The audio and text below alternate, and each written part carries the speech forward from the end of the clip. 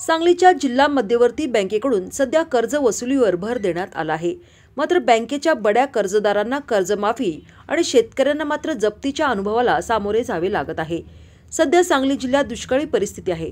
या परिस्थितीचे गांभीर्य लक्षात घेऊन राज्य सरकारने कर्ज वसुलीला स्थगिती दिली आहे।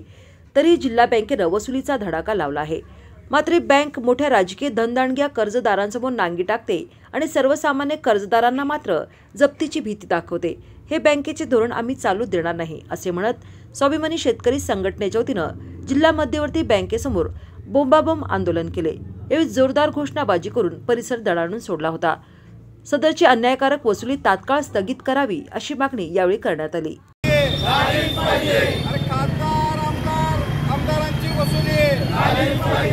जिल्ह्यामध्ये दुष्काळी परिस्थिती आहे, दुष्काळ सदृश्य परिस्थिती आहे आणि राज्य सरकारने कर्जाची वसुली थांबवण्याचे आदेश दिलेले आहेत। असं असताना सुद्धा सांगली जिल्हा मध्यवर्ती बँक शेतकऱ्यांवर जप्तीचं धोरण अवलंबते आहे।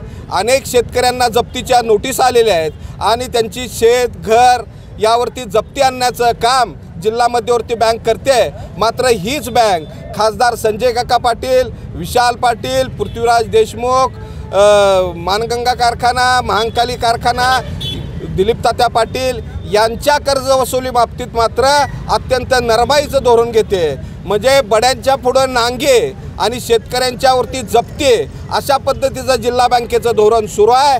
हे धोरण आम्ही चालू देणार नाही।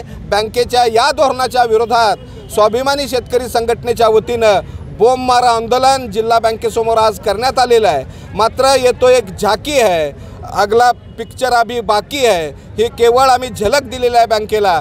बँकेनं आपलं धोरण थांबवलं नाही तर यापुढच्या काळात बँक चालू देणार नाही अशा पद्धतीचा निर्णय आम्ही या निमित्तानं घेत आहोत। निश्चितपणानं सामान्य लोकांच्यावरती जप्तीचं जे धोरण षडयंत्र बँकेचं सुरू आहे ते तातडीनं थांबवलं पाहिजे, अन्यथा बँकेला याला परिणामांना सामोरं जावं लागेल आणि त्याची सर्वस्वी जबाबदारी बँकेची असेल।